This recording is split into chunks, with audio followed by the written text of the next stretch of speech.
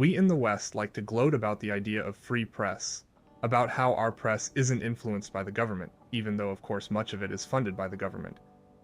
And of course, since our media is funded by the government or the corporations that in many ways run the government, it's necessary that that same media is used to protect and defend their own countries, while at the same time demonizing enemy countries as much as possible. To this end, there is a long and complex lexicon used in Western media to demonize or to glorify, depending on whether the government is at the time one of the good guys or one of the bad guys. An enemy government is not called a government but a regime. Anyone who is close to that leader is not an associate but a crony or a thug.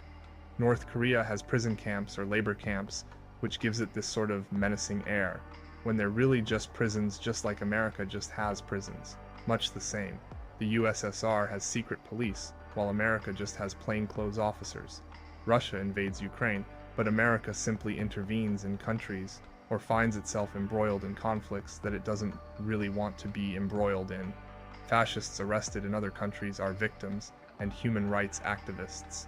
Actual activists and protesters arrested in this country are violent thugs.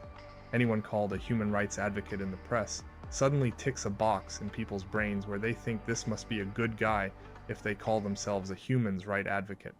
But anyone can call themselves a human rights advocate. It's just a buzzword that doesn't really mean anything. In fact, quite often the human rights these supposed champions of humanity are advocating for are things that are objectively bad for humanity, usually neoliberal capitalism if not outright fascism. It goes on and on, as Parenti writes of the media treatment of the Soviet Union. In the United States, for over 100 years, the ruling interests tirelessly propagated anti-communism among the populace, until it became more like a religious orthodoxy than a political analysis. During the Cold War, the anti-communist ideological framework could transform any data about existing communist societies into hostile evidence. If the Soviets refused to negotiate a point, they were intransigent and belligerent. If they appeared willing to make concessions, this was but a skillful ploy to put us off our guard. By opposing arms limitations, they would have demonstrated their aggressive intent. But when in fact they supported most armament treaties, it was because they were mendacious and manipulative. If the churches in the USSR were empty, this demonstrated that religion was suppressed. But if the churches were full, this meant the people were rejecting the regime's atheistic ideology. If the workers went on strike, as happened on infrequent occasions, this was evidence of their alienation from the collectivist system. If they didn't go on strike, this was because they were intimidated and lacked freedom. A scarcity of consumer goods demonstrated the failure of the economic system. An improvement in consumer supplies meant only that the leaders were attempting to placate a restive population and so maintain a firmer hold over them. This phenomenon extends to the US as well. As Parenti goes on to write, if communists in the United States played an important role struggling for the rights of workers, the poor, African Americans, women, and others, this was only their guileful way of gathering support among disfranchised groups and gaining power for themselves. How one gained power by fighting for the rights of powerless groups was never explained. What we are dealing with is a non-falsifiable orthodoxy so assiduously marketed by the ruling interests that it affected people across the entire political spectrum. End quote. The USSR's closest modern equivalent to this phenomenon is China.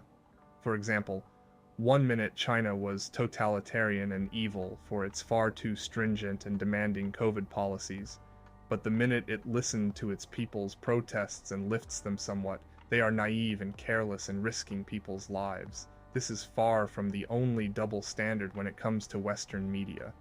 Recently, Twitter added a government-funded media tag to the Twitter accounts of various media companies, including NPR, CBS, BBC, and PBS, all of which factually get funding from the US government, and which caused a hypocritical outcry from many liberals. After all, when a media outlet in China is funded by the government, it's seen as state media without a blink, while when a media outlet in America is funded by the governments, it's independent media.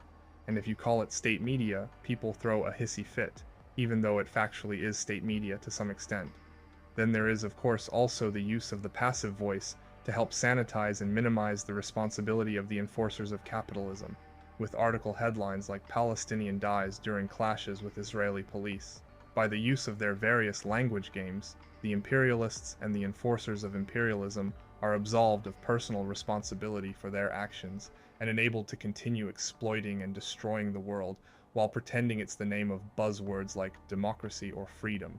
In conclusion, as we can see, wording and messaging is a very powerful tool in manufacturing consent, and it works on all of us no matter how intelligent we might think we are, especially when people don't learn the intricacies of how these word games work in Western media.